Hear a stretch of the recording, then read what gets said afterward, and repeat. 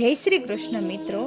તો આજના વિડીયોમાં આપણે શ્રી નારદજીનું વિસ્મય હરણ તે પ્રસંગ જાણીશું। તો ચાલો શરૂ કરીએ આજનો વિડીયો। દાવજીએ સમાચાર આપ્યા કે દેવર્ષિ નારદજી ગોમતી ઘાટે શ્રી વિશ્વેશ્વરની સંત કુટીરમાં યોગી મહારાજ પાસે સત્સંગ કરવા ગયા છે અને ભાઈ એકલા પોતાના ભવન પર સિધાવ્યા છે। ત્યારે રૂકમણીજીને ભાન થયું કે ખાસું મોડું થઈ ગયું। નણંદબાની રસપ્રદ ને રહસ્યમય વાતો સાંભળતા સાંભળતા તો સાંજ પડી ગઈ। પ્રભુ મારી રાહ જોતા હશે, મારે ઝટપટ એમની સેવામાં પહોંચી જવું જોઈએ। અને જેવા રૂકમણી ઉઠ્યા કે એમની સાથે અન્ય 7 રાણીઓ પણ ઉઠી। માતેશ્વરીનો ચરણ સ્પર્શ કરી દાવજીને પ્રણામ કરી અને સુભદ્રાજીને વંદન કરીને 8 શ્રી કૃષ્ણ ભાર્યાઓ પોતપોતાના આવાસે જવા ઉપડી ગઈ। રસ્તામાં રૂકમણીને આજે જિંદગીમાં પહેલી વાર પોતાના પટરાણીપણાનો ગર્વ થયો। પોતે કેટલા બળભાગી છે। પટરાણી હોવાના નાતે શ્યામ સુંદરની સેવા કરવાનો સર્વપ્રથમ અધિકાર તો પોતાને પ્રાપ્ત છે જ। નારદજી જેવા વિશિષ્ટ મહેમાનોની આગતા સ્વાગતા કરવાનો અનુપમ લાવો પણ પોતાને જ મળે છે। અને વળી ભક્ત અને ભગવાન વચ્ચે રાત્રે જ્ઞાન ગોષ્ઠી ચાલે ત્યારે એમાં સહભાગી થવાનું સદભાગ્ય પણ પોતાને જ સાંપડે છે। એ કંઈ ઓછું ગૌરવ નથી। શ્યામ સુંદરના પેલા અદ્ભુત સ્વપ્નનું રહસ્ય પણ એકમાત્ર પોતાને જ જાણવા મળ્યું ને। અન્ય સૌ રાણીઓને તો રોહિણીમાં અને સુભદ્રાજી કહે એટલું જ સાંભળવા મળે, જ્યારે પોતાને તો ખુદ સ્વામીનાથના સ્વમુખે હજી તો કેટલી લીલાઓની કથા મુનિવર નારદજીની ઉપસ્થિતિમાં સાંભળવા મળશે। રૂકમણીનું ગુમાન વધતું ચાલ્યું। માનવ સ્ત્રી સહજ કેટલીક સ્વભાવગત લાક્ષણિકતાઓથી એમનું મિથ્યાભિમાન પોષાતું રહ્યું। રૂકમણી ભવન પર પહોંચતા પહોંચતા તો એમણે મનમાં દ્રઢ સંકલ્પ કરી લીધો કે ઉત્તરાના મૃત બાળ પર એમણે છાટેલી 3 અંજલિઓ નિષ્ફળ કેમ ગઈ? શું પાંચાલીના સતીત્વમાં કોઈ ઉણપ છે? ધર્મરાજ યુધિષ્ઠિર સત્યવાદી નથી? કુંતી પુત્ર અર્જુન શ્રેષ્ઠ ધનુર્ધર નથી? મહાભારતના યુદ્ધ વિજેતા પાંડવો નથી? આ દરેકની પાછળ કયું કારણ સમાયેલું છે? અને છેલ્લે એમની પોતાની જ આણ કેમ ફળીભૂત થઈ? આ તમામ ગુપ્ત રહસ્ય જો અનુકૂળતા મળશે તો આજ રાત્રે જ પોતે દ્વારકાધીશ પાસેથી જાણી લેશે। પટરાણી હોવાના નાતે પ્રભુ મને નિરાશ નહીં જ કરે અને એકમાત્ર મને જ આ રહસ્ય સાંભળવાની અધિકારીણી ગણીને જરૂર તેઓ કહેશે જ। અને પછી હું એ કોઈને નહીં કહું, સત્યભામાને પણ નહીં અને મારી નાની બહેન જેવી સત્યાને પણ નહીં। પટરાણીના ગર્વથી ઉભરાતે હૈયે દેવી રૂકમણી સીધા કૃષ્ણ ભવન તરફ પહોંચ્યા અને ત્યાં શ્યામ સુંદરની સરભરા કરીને સ્વામી સંધ્યા સ્નાન અને સેવા પૂજાથી પરવર્યા ત્યાં સુધી એમની સાથે જ રોકાયા। પ્રભુ દ્વારા જાણવા મળ્યું કે દેવર્ષિ નારદ આધ્યાત્મિક જ્ઞાન ચર્ચા કરવા યોગીજી પાસે ગયા છે, એટલે તેઓ રાત્રે મોડા વહેલા ગમે ત્યારે પાછા આવશે। આવશે એ નક્કી, પરંતુ ક્યારે આવશે એ નક્કી નથી। આટલું સાંભળ્યા પછી રૂકમણી હરખાયા। હવે તો નારદજી પણ ન જાણે એ રીતે પ્રભુ પોતાને ત્યાં રાત્રિ ભોજન માટે પધારશે ત્યારે પોતાને જે પૂછવું છે તે પૂછી જ લેશે। અને પ્રભુ પ્રસ્થાન માટે તૈયાર થયા એટલે એમને લઈને રૂકમણી પોતાના આવાસે આવી ગયા। આ બાજુ યોગી મહારાજ સાથે દિવ્ય જ્ઞાનની આધ્યાત્મિક ચર્ચા કરીને સંતુષ્ટ થયેલા નારદજી પ્રભુએ રથ લઈને તેડવા મોકલેલ દારૂક સાથે દ્વારિકાના રાજમહેલમાં પરત આવ્યા ને સીધા કૃષ્ણ ભવન પર ગયા। અનુચરો દ્વારા જાણવા મળ્યું કે દ્વારકાધીશ તો રૂકમણીજીના મહેલે ભોજનાર્થે પધાર્યા છે અને પોતાના માટે એવો સંદેશ આપતા ગયા છે કે સંધ્યા સ્નાન પૂજાથી પરવારીને તેઓ પણ રૂકમણી ભવન પર ગમે ત્યારે આવી જાય.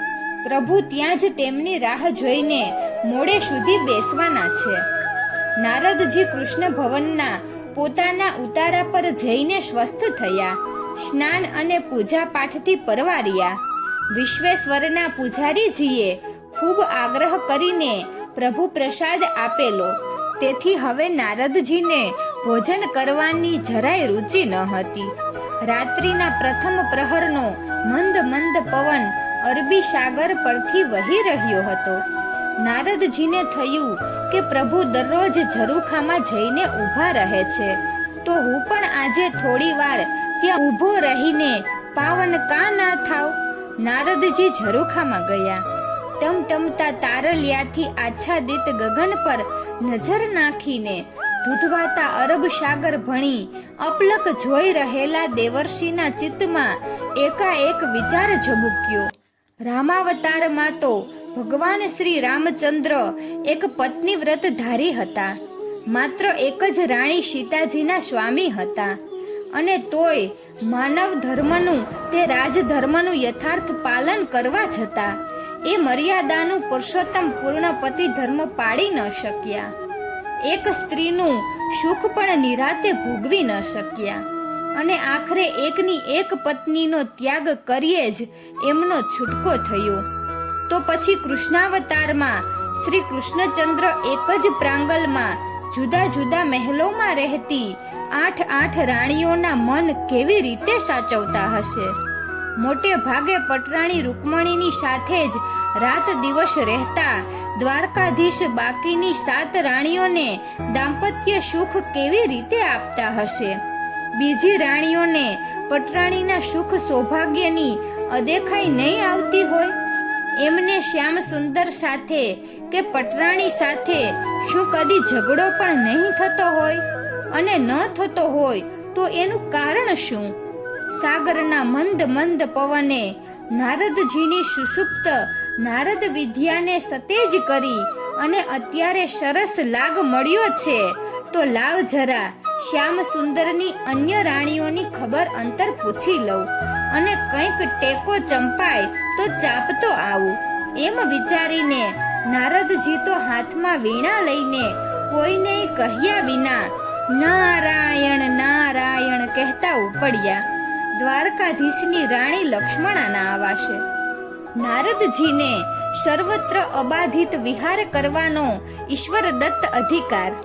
એમને બધાય ઓળખે અને એમને જ્યાં પણ જવું હોય ત્યાં જતા કોઈ રોકે નહીં, ના કોઈ ટોકે. તેથી લક્ષ્મણા નિવાસ ના મુખ દ્વાર પાડે એમનું અભિવાદન કરી અંદર જવાનો માર્ગ મોકળો કરી આપ્યો. એટલે નારદજી તો આગળ વધ્યા. થોડે દૂર ગયા ત્યાં એમના કાને કોઈ સ્ત્રી પુરુષ વાતો કરતા હોય એવો અવાજ અથડાયો.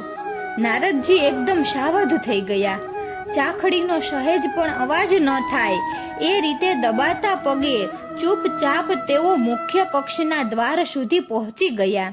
દ્વાર પાછળ સંતાઈને નારદજીને અંદર નજર નાખી તો સુવર્ણ સાંકળે ઝૂલતી હિંડોળા ખાટ પર પિતાંબરધારી મનમોહન શ્રી કૃષ્ણ પોતાની રાણી લક્ષ્મણા સાથે ઝૂલી રહ્યા હતા અને લક્ષ્મણાએ પૂછેલ પ્રશ્નનો ઉત્તર આપી રહ્યા હતા કે પ્રિયે, મૃત બાળ પર મેં છાટેલી પ્રથમ અંજલિ નિષ્ફળ ગઈ એનું તમને સુભદ્રાએ જે કહ્યું તે સાચું જ છે. દ્વાપરની સર્વશ્રેષ્ઠ સતી જો દ્રૌપદી જ હોય તો એની આણ આપીને મેં આત્માને શબ પ્રવેશ કરવા કહેલું, પરંતુ મૃતકમાં પ્રાણ સંચાર ન થયો. તમે તેનું કારણ પૂછો છો તો હું એટલું જ કહું છું કે મારી બહેન કૃષ્ણાના સતીત્વપણા પર તો ખુદ મને પણ અનહદ ગૌરવ છે, પરંતુ સર્વશ્રેષ્ઠ સતી એટલા માટે નથી કેમ કે એણે પોતાના 5 પતિ પર એક સરખો પ્રેમ ભાવ નથી રાખ્યો. 5માં અર્જુન પ્રત્યે એને પહેલેથી જ પક્ષપાત રહ્યો છે. અને સાચું પૂછો તો એને સ્વયંવરમાં જીતનાર તો અર્જુન જ હતો ને. તેમ છતાં એ 5ની પત્ની બની તો એણે 5 પ્રત્યે સમાન પત્ની ધર્મ નિભાવવો જોઈતો હતો. જે એ ન નિભાવી શકી. તેથી એના શ્રેષ્ઠ સતીત્વમાં એક આટલી ઉણપ રહી ગઈ, જેને કારણે મારી પ્રતિજ્ઞા આણ નિષ્ફળ ગઈ. નારદજીને થયું કે અહીં તો પ્રભુ સ્વયં બિરાજ્યા છે, એટલે આપણો કાંઈ ગજ વાગે એવું લાગતું નથી. માટે સ્વામી મને જોઈ જાય ને અંદર બોલાવે એ પહેલા ભાગવા દે અહીંથી. બાજુમાં જ સત્યા રાણીનો મહેલ છે, તો ત્યાં જઈને આપણે નિરાતે બેસીશું. નારદજી તો બહાર નીકળી ગયા અને ઊંધું ઘાલીને પહોંચી ગયા રાણી સત્યના નિવાસ સ્થાને. અનુચરોએ પ્રણામ કરી મુનિવરને અંદર જવા દીધા. ટહેલતા ટહેલતા નારદજી તો પહોંચી ગયા સીધા 7મી રાણી સત્યાના શયન કક્ષ સુધી. પરંતુ એકાએક રાણી સત્યાનો સુમધુર નાદ નારદજીના કર્ણપટલને સ્પર્શ્યો. પણ પ્રભુ, આવું બને જ કેમ? સત્યવાદી રાજા હરિશ્ચંદ્રની આપે એકવાર વાત કહેલી, તેના કરતા પણ 100 ગણું ચડી જાય એવું સત્યવાદીપણું ધર્મરાજ યુધિષ્ઠિરમાં હોવા છતાં આપનો બીજો અંજલિ છટકાવ નિષ્ફળ કેમ ગયો એ જ મને સમજાતું નથી. નારદજી ચમક્યા. અંદર ડોક્યું કરવાની એમની હિંમત ઓસરી ગઈ, કેમ કે દેવકી નંદન વાસુદેવનો સ્પષ્ટ અવાજ એ સાંભળી રહ્યા હતા કે પ્રાણેશ્વરી, તારો પ્રશ્ન તર્કસંગત છે, પરંતુ પ્રિયે, સામાન્ય માનવી સંજોગો વશાત જૂઠું બોલે તો એ કદાચ ક્ષમ્ય ગણાય, પણ જેણે આજીવન સત્યવ્રત ધારણ કર્યું હોય તેનાથી તો 100ની અણી જેટલું પણ જૂઠું જાણી જોઈને એકવાર પણ ન બોલી શકાય. મને પાંડવ શ્રેષ્ઠ યુધિષ્ઠિરના સત્યવાદીપણા વિશે પહેલેથી જ અહોભાવ હતો, પરંતુ કુરુક્ષેત્રની રણભૂમિ પર ભીમ આદિ ભાઈઓના આગ્રહથી જ્યારે તેઓ પોતાના ગુરુ દ્રોણાચાર્ય સમક્ષ જૂઠું બોલ્યા કે હા, અશ્વત્થામા હણાયો, અને પછી સ્વબચાવમાં ભલે એમણે સ્વગત કહ્યું હોય કે નરોવા કુંજરોવા, પરંતુ એકવાર જૂઠું બોલાઈ જવાયું એટલે એમનો સત્યવાદીપણાનો રથ જે જમીનથી 4 આંગળ ઊંચો ચાલતો હતો તે ધરતીને અડી ગયો. અર્થાત તેઓ સર્વશ્રેષ્ઠ સત્યવાદી મટી ગયા. સત્યા, અને તેથી જ મારી દ્વિતીય અંજલિ નિષ્ફળ ગઈ. નારદજીને તો આ કશું જ સાંભળવામાં ક્યાં રસ હતો? એમને જેમાં રસ હતો તે તો ધૂળમાં મળી ગયો. અને ઉપરથી એટલું આશ્ચર્ય થયું કે મારી પહેલા દ્વારકાધીશ રાણી લક્ષ્મણાના આવાસેથી સીધા અહીં આવ્યા ક્યારે, ને આવ્યા તો ક્યાં રસ્તેથી આવ્યા? હવે તો અહીં ઊભા રહેવામાં પણ 100%નું જોખમ છે, એમ સમજીને માથું ખંજવાળતા નારદજી તો બહાર નીકળીને ચાલવા લાગ્યા. 6ઠી રાણી ભદ્રાના ભવન ભણી. અહીં પણ એ જ ચમત્કાર. ભદ્રાના ભોજન ખંડમાં નિરાતે ભોજન કરી રહેલા ભગવાન શ્યામ સુંદર સામે બેસીને વીંઝણો નાખતી પોતાની ભદ્રા રાણીને પ્રેમથી સમજાવી રહ્યા હતા કે ભદ્રે, આખી દુનિયા ભલે કહેતી હોય કે ધનંજય શ્રેષ્ઠ ધનુર્ધર છે, પરંતુ હું તો પહેલેથી જ જાણતો હતો કે એના કરતા ગંગા પુત્ર ભીષ્મ, આચાર્ય દ્રોણ અને અંગરાજ કર્ણ અનેક ગણા ચડિયાતા બાણાવળી હતા. એટલે તો મેં એને ઇન્દ્ર પાસેથી દિવ્ય અસ્ત્ર પ્રાપ્ત કરવા તપ કરવાની સલાહ આપેલી. પ્રિયે, ભગવાન શંકરે જો એને પાશુપતાસ્ત્ર ન આપ્યું હોત અને ઇન્દ્રની કૃપાથી એને અન્ય દિવ્ય અસ્ત્રો પ્રાપ્ત થયા ન હોત તો હું સાચું કહું, બહેન સુભદ્રા ક્યારનીએ વિધવા થઈ ગઈ હોત. અને એક બીજી ખાનગી વાત તને કહું, મહાભારતના યુદ્ધના અંતિમ દિને મેં એને રથમાંથી પ્રથમ નીચે ઉતરી જવાની સલાહ કેમ આપી તને ખબર છે? એના નીચે ઉતરી ગયા પછી જેવો મેં રથ ત્યાગ કર્યો કે એ જ ક્ષણ એનો રથ બળીને ભસ્મીભૂત થઈ ગયો. એનો રથ તો કેવળ મારા સુદર્શનના ઐશ્વર્યથી જ ટકી રહ્યો હતો. બાકી કર્ણે ફેંકેલા બ્રહ્માસ્ત્રની અસરથી રથ સહિત અર્જુન બળીને ખાખ થઈ જવાના હતા. હવે તું જ કહે, શ્રેષ્ઠ ધનુર્ધારી હોવાનો અર્જુન દાવો સ્વીકાર્ય ગણાય? મૃત બાળકના શબમાં પછી પ્રાણ સંચાર થાય ક્યાંથી? પ્રભુને અહીં પણ બિરાજેલા જોઈને નારદજી તો એવા ભોઠા પડી ગયા કે આગળ હવે પ્રભુ પોતાની રાણી ભદ્રાને શું કહે છે તે સાંભળવાના પણ એમનામાં હોશ રહ્યા નહીં. એ તો જેવા આવ્યા હતા તેવા બિલ્લી પગે બહાર નીકળી ગયા. નારદજીનું પ્રભુ ભક્ત મન તો આનાકાની કરતું જ રહ્યું, પણ એમના ચંચળ પગ કદી રોકાયા હોય તો આજે રોકાય ને. જેને સર્વત્ર સર્વકાળે ફરવાની જ આદત પડી ગઈ હોય એ હવે સંયમમાં રહે સી રીતે? પણ પગ ખેંચીને લઈ ગયું નારદજીને પાંચમા રાણી મિત્રવિંદાના મહેલે. નારદજીને ઊંડી ઊંડી આશા હતી કે આ મિતભાષી પણ મિષ્ટભાષી મિત્રવિંદા તો એકલી જ હશે અને એની એકાંત મહેમાન ગતિ તો અવશ્ય માણવા મળશે. પરંતુ આ આશા પણ ઠગારી નીવડી. નટખટ નંદ કિશોર તો અહીં પણ મુખવાસ આરોગતા આરોગતા પોતાની પ્રાણપ્રિય રાણીને સમજાવી રહ્યા હતા કે મિત્રે, વિજય પરાજય એ તો સાપેક્ષ બાબત છે. એકના જય પર જ બીજાનો પરાજયનો આધાર છે. દુનિયાની નજરે કોકે તો હારવું જ પડે, જેથી બીજો જીત્યો છે એમ સાબિત થાય. બાકી હકીકતમાં તે જે પ્રશ્ન પૂછ્યો તેનો ઉત્તર હું અહંભાવથી નથી આપતો કે નથી આત્મશ્લાઘા કરતો. માત્ર એટલું જ કહું છું કે યતો કૃષ્ણસ્તતો ધર્મો યતો ધર્મસ્તતો જયઃ. તું એનો અર્થ સમજે છે, તેથી વિચાર કર કે પાંડવો એકલા પોતાના બાહુબળથી કુરુક્ષેત્ર વિજેતા બન્યા હતા ખરા?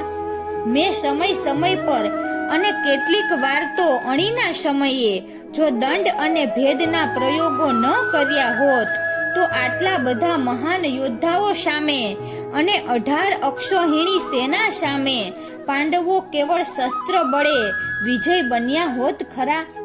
હવે કહે કે કુરુક્ષેત્ર વિજેતા પાંડવોની આણ આપીને હું અંજલિ છાટું તો એનાથી પેલું આત્મતત્વ પ્રભાવિત થાય શી રીતે અને મૃત બાળક જીવતું થાય પણ શી રીતે? નારદજી નાઠા, આ તો મારો વાલો મારી આગળ ને આગળ પહોંચી જાય છે. 4 પ્રયત્નો નિષ્ફળ ગયા તોય નારદજીની ભ્રમિત બુદ્ધિને પાછા વળવાનું મન ન થયું. કાલિંદી તો કદાચ એકલી જ હશે એમ માનીને વીણા પાણી એના કક્ષમાં પ્રવેશ્યા ને ત્યાં જે દ્રશ્ય નજરે પડ્યું તે જોઈને તો નારદજીને ચક્કર આવી ગયા.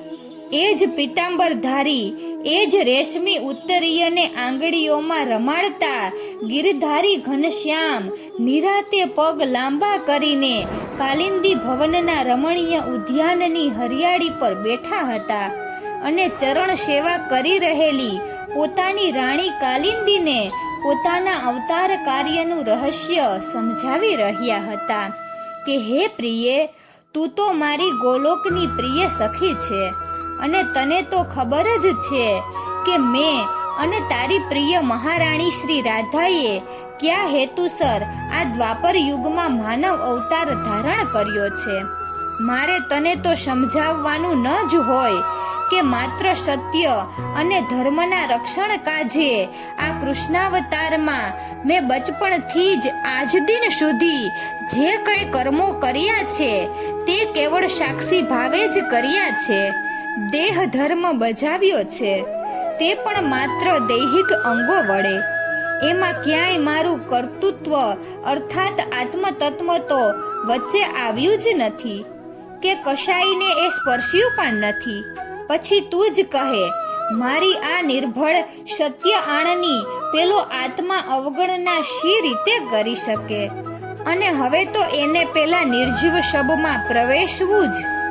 આગળ એક શબ્દ પણ સાંભળવા જેટલી શક્તિ નારદજીમાં રહી ન હતી. આ શ્રી હરિએ આજે શું ધાર્યું છે? હું જ્યાં જાઉં ત્યાં મારી આગળ ને આગળ એ કેમ હાજર થઈ જાય છે? શું એક પણ રાણીનો મહેલ કૃષ્ણ વિહોણો નહીં હોય?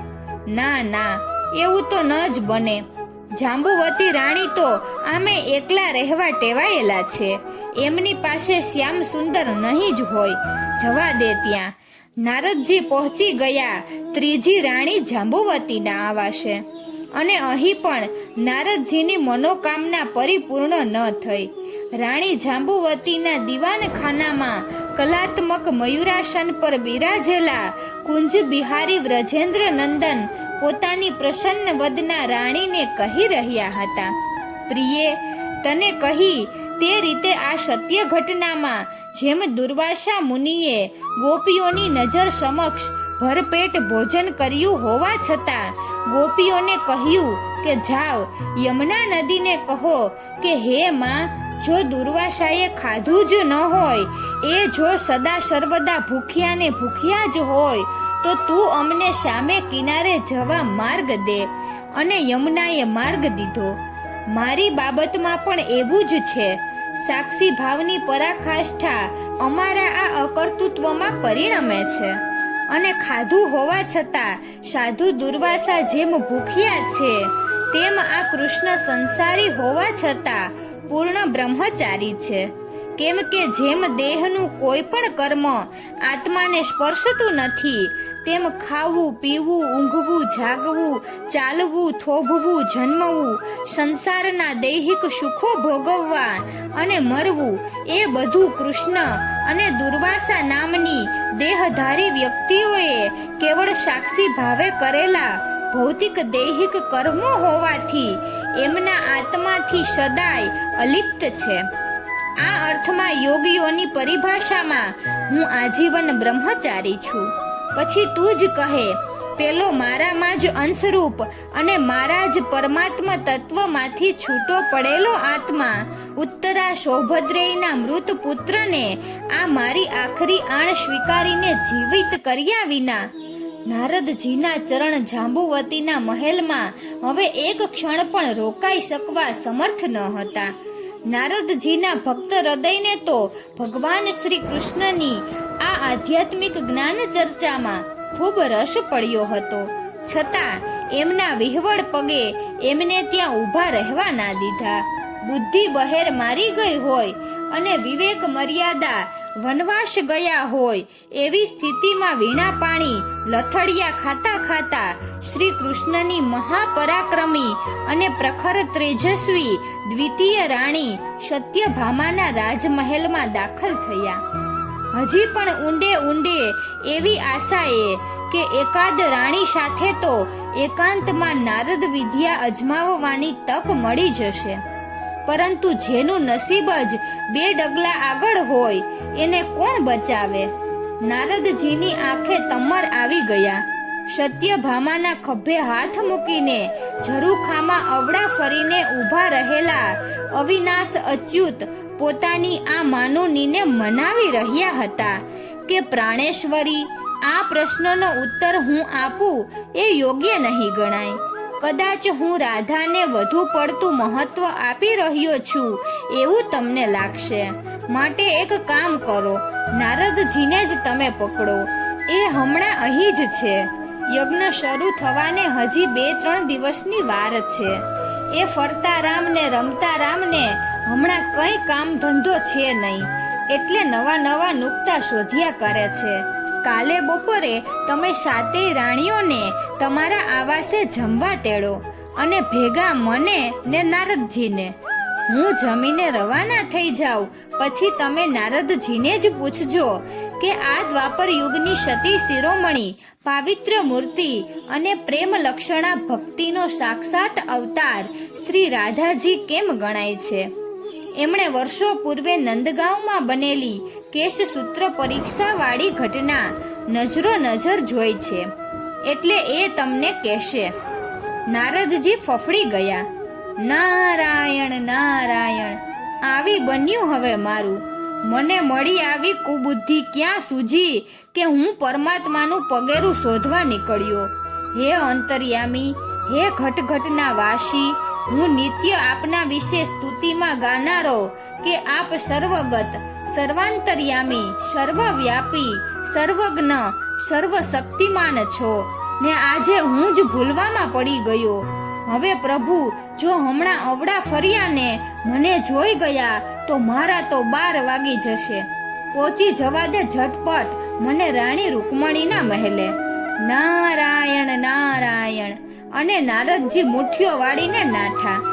દેવર્ષિ હજી તો રૂકમણી ભવનના પગથિયા ચડે છે ત્યાં તો એમના સ્વાગતાર્થે આગળ ઘસી આવેલા રાણી રૂકમણી બોલ્યા, મુનિવર, પ્રભુ આપને શામાં ન મળ્યા? અત્યાર સુધી આપની રાહ જોઈને અહીં જ બિરાજ્યા હતા, હમણાં જ કૃષ્ણ ભવન પર ગયા. નારદજીને વિસ્મયથી પૂછ્યું, પ્રભુ અત્યાર સુધી અહીં જ બિરાજમાન હતા. રૂકમણીએ નારદજીને પોતાના કક્ષમાં દોરી જતા કહ્યું, તો શું બીજે ક્યાંય ગયા હતા? એકાદ પ્રહરથી તો અમારી વચ્ચે વાર્તાલાપ ચાલતો હતો. આપની ખૂબ રાહ જોઈ અને પછી આપ પધારો એટલે આપને જમાડીને હું લઈ આવું એવું સૂચવીને આજે તો એક ભક્તે મને ખૂબ દોડ કરાવી છે એટલે જઈને જરા આરામ કરું એમ કહીને હમણાં જ અહીંથી ગયા. નારદજીની આંખે અંધારા આવી ગયા. એમની જીભ સુકાઈ ગઈ. એમણે માંડ દેવી રૂકમણી પાસે પીવાનું પાણી માંગ્યું. પટરાણી બોલ્યા, જમવાનું પીરશું? નારદજી મનમાં બોલ્યા, મારી તો ભવો ભવની ભૂખ અત્યારે ભાગી ગઈ છે દેવી, તમને ક્યાં કશી ખબર છે? અને પછી રૂકમણીએ આપેલ જળપાત્ર ખાલી કરીને વિસ્મિત વદને નારદજી બોલ્યા, દેવી, જમવાનું તો શું, અહીં તો પાણી પીવાના પણ અત્યારે હોશ નથી. હું ખૂબ થાકી ગયો છું દેવી, આપણે થોડી વાર બેસીએ પછી શાંતિથી જઈએ છીએ.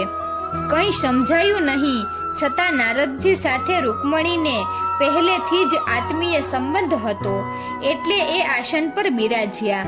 નારદજીએ ધીમે રહીને પૂછ્યું, દેવી, પ્રભુ સાથે આપને અત્યારે કયા વિષય પર વાર્તાલાપ ચાલ્યો એ વાંધો ન હોય તો મને જરા કહેશો? રૂકમણીની તો જરા પણ ઈચ્છા ન હતી પ્રભુએ કહેલું રહસ્ય કોઈને પણ કહેવાની, પરંતુ સ્વયં નારદજીએ સામે ચાલીને પૂછ્યું એટલે ના પણ કેવી રીતે પડાય અને જૂઠું પણ શી રીતે બોલાય? આ તો પાછા નારદજી પોતે ના પાડે તો હમણાં ત્યાં જઈને સીધું સ્વામીને જ પૂછી લે. એના કરતાં ટૂંકમાં હું જ કહી દઉં એટલે ત્યાં જઈને પછી બીજી લીલા કથા સાંભળવાનો મોકો તો મળે. આવું વિચારીને પટરાણીએ સંક્ષિપ્તમાં જણાવ્યું કે આજે બપોરે સુભદ્રાજીએ એમના ભૈયાના જીવનની એક રહસ્ય ઘટના કહી, જેમાં 3-4 બાબતો એવી વિસ્મયજનક હતી કે કોઈના માન્યામાં ન આવે. મેં એ અંગે પ્રભુને પૂછ્યું અને પ્રભુએ મને ખાનગીમાં કહ્યું કે દ્રૌપદી સર્વશ્રેષ્ઠી સતી કેમ ન કહેવાય, યુધિષ્ઠિર સર્વશ્રેષ્ઠ સત્યવાદી કેમ ન ગણાય, અર્જુનજી સર્વોત્તમ ધનુર્ધર કેમ નથી, પાંડવો કુરુક્ષેત્ર વિજેતા સાથી નથી. આવી બધી રહસ્યાત્મક લાગતી શંકાઓનું સમાધાન પ્રભુએ મને એકલીને ખાનગીમાં હમણાં જ કરી આપ્યું અને પછી જ અહીંથી ગયા. ત્રિકાળ જ્ઞાની નારદજીની શાન હવે ઠેકાણે આવી.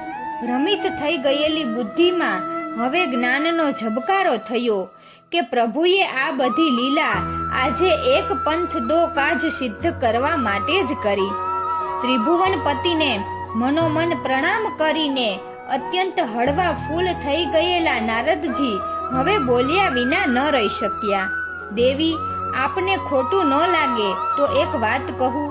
અને રૂકમણીનો પ્રત્યુત્તર સાંભળવાની રાહ જોયા વિના જ નારદજીએ તો સાચે સાચું કહી જ દીધું કે આપ ભલે એમ સમજતા હો કે આ બધું રહસ્ય પ્રભુએ આપને એકલાને જ ખાનગીમાં કહ્યું છે, પરંતુ હકીકતમાં એવું નથી.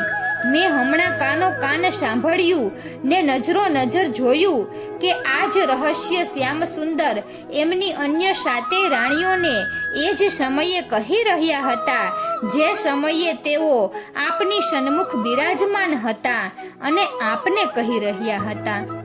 આટલું સાંભળતા તો ચંદ્ર પરથી વાદળ હટી જાય એ રીતે પટરાણી રૂકમણીના હૃદયમાંથી પોતાનો પટરાણીપણાનો ગૌરવ હટી ગયો.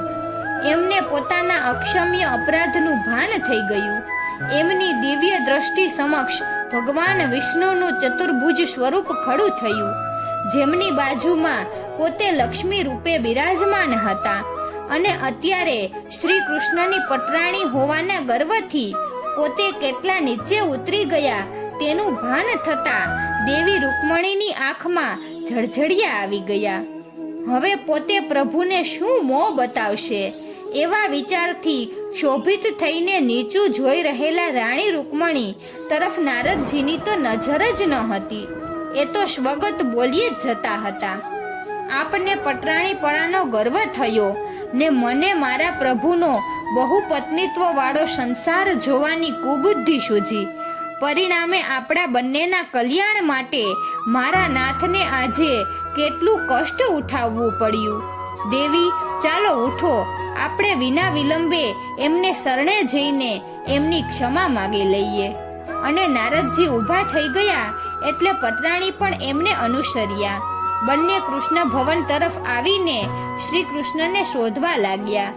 ત્યારે દ્વારકાધીશ તો જાણે કંઈ જાણતા જ ન હોય એ રીતે એમના નિત્ય નિયમ મુજબ પોતાના શયન કક્ષના પશ્ચિમાભિમુખ ઝરૂખામાં ઊભા રાત્રિના અંધકારમાં ભવ્ય ભાસતા મહાસાગરનું સૌંદર્ય પાન કરી રહ્યા હતા.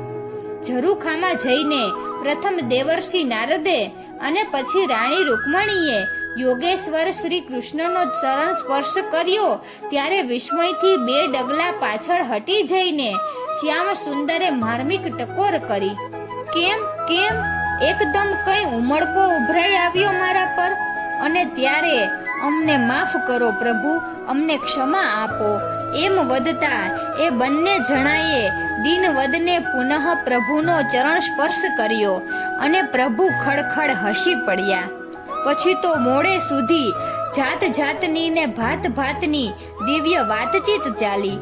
પરંતુ ભોઠા પડી ગયેલા એ બંને જણા આજે ઊંચી આંખે શ્રી કૃષ્ણ સામે જોઈ શક્યા ન હતા.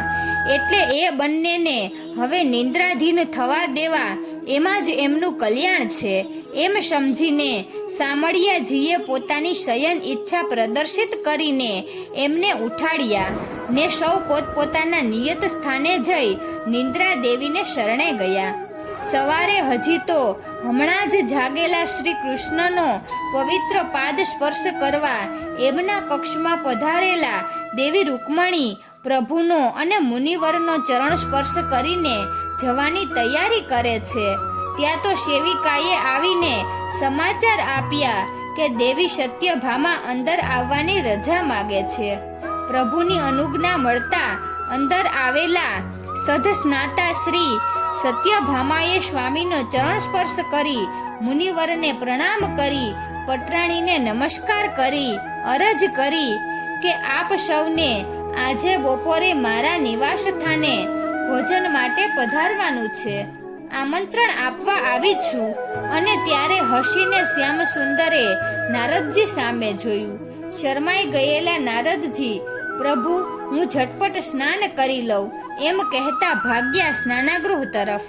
અને એ જોઈને નટખટ નંદ કિશોર એવું ખડખડાટ હસી પડ્યા કે કશું સમજ્યા વિના બંને રાણીઓએ પણ સ્વાભાવિકપણે સ્વામીના હાસ્યમાં પોતાનો સૂર પરોવ્યો.